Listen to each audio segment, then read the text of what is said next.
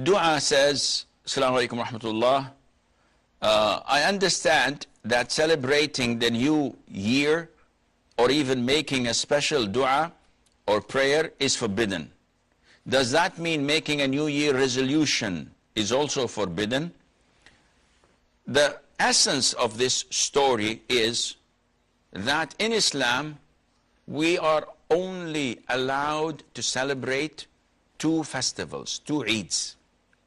This is the Eid of Al-Fitr and Eid Al-Adha. These are the two events that Muslims are allowed to celebrate.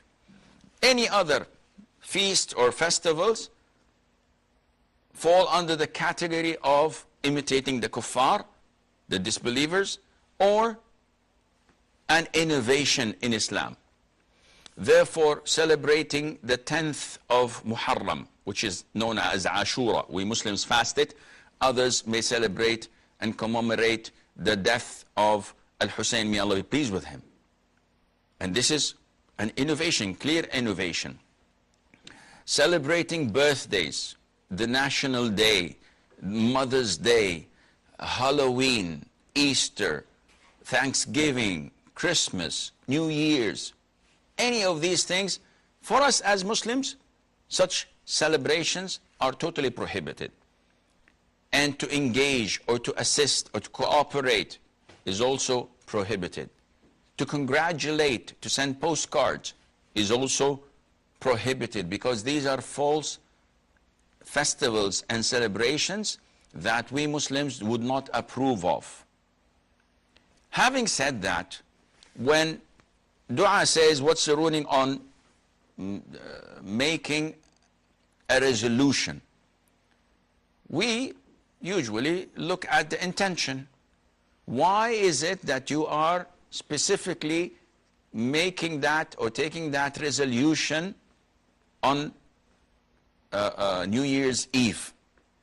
If the answer is because it's a blessed night, because it is something to celebrate, it is something that everybody is doing, so we might as well be with them, the answer would be, no, this is prohibited.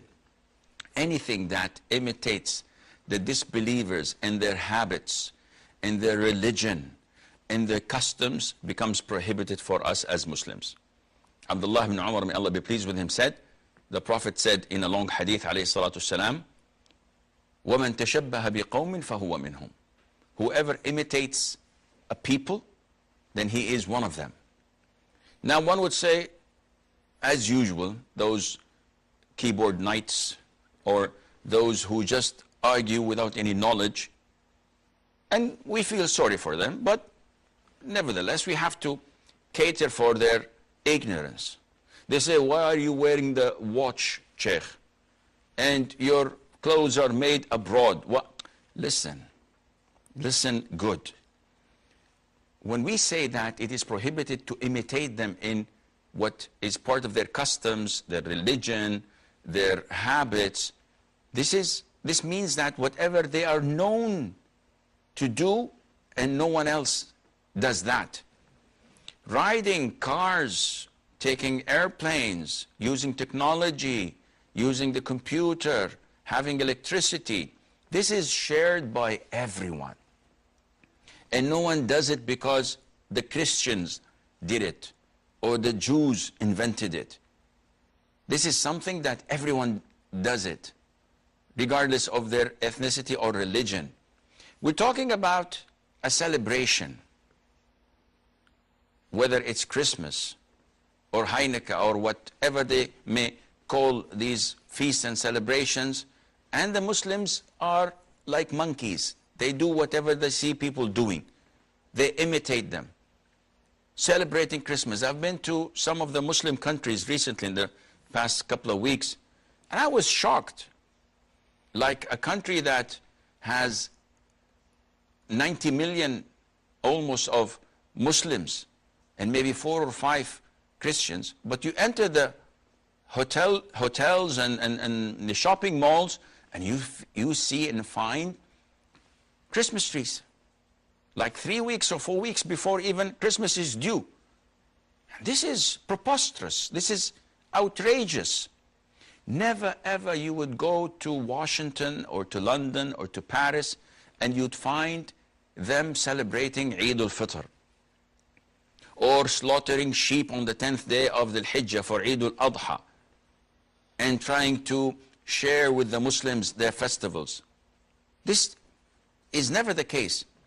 And if someone tells you that George and his wife Jeanette and their sons David and Tracy were getting ready because tomorrow is Eid al-Adha and they went to the market and bought a big ram to slaughter it, and after offering Salatul Eid, they went and slaughtered it and they divided the meat into 3 sections and gave one as charity and one as gift, and they consumed the third. But then they were late for their church sermon, so they had to go because it was Sunday. Anyone who hears this said, this is crazy. George and Jeanette, Tracy and David, are they Muslims to celebrate Eid al-Hajj? Or are they Christians to go and attend the sermon or the service at the church? This is exactly what's happening to the Muslims. You have Abdullah, Muhammad, Ali, Ahmad, and their wives Fatima, Khadija, Aisha, Safiya, Hafsa, Hajar. But they look as Muslims, yet they celebrate and pretend to be Christians. This cannot be in the religion of Islam. This kind of split identity, Dr. Jekyll, Mr. Hyde, this is unacceptable in Islam. The identity of a Muslim is crystal clear. Inside, outside is the same. That's why those who, let's say, are not Muslims, especially the politicians and the people of authority, they fight Islam. They don't want the Muslims in their countries to be real Muslims. They want to dilute them. They want them to be dissolved in the melting pot. So they may preserve the name Ahmad or Muhammad. Muhammad, you may call him Mo, not Muhammad, because this is embarrassing for them. They call themselves Mo. And they may have these names, but they celebrate Christmas. They may go to parties. They may sit with people drinking intoxicants. They may even drink a toast. They're not heavy drinkers, but this is a social drink, a champagne or something, just for the occasion. So this kind of split personality is rooted through implementing their strategy over the past years. Most of the Muslim communities, most of the Muslim countries, without any exception, have been colonized mentally.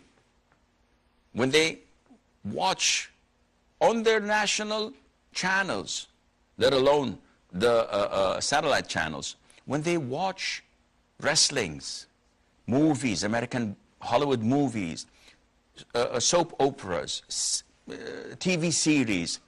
We used to get them in English. Now they are dubbed in Arabic. We have Mexican soap operas dubbed into Arabic, Turkish, now Korean.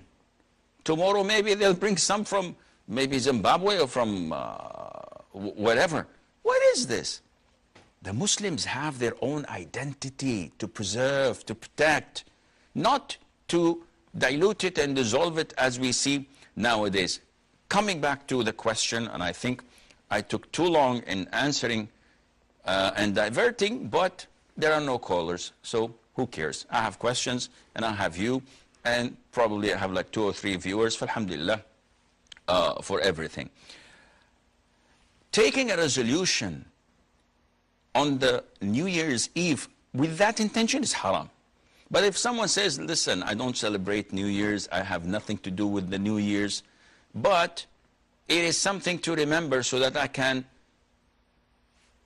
audit it after a year from today and see how much progress I had made or how less progress there was.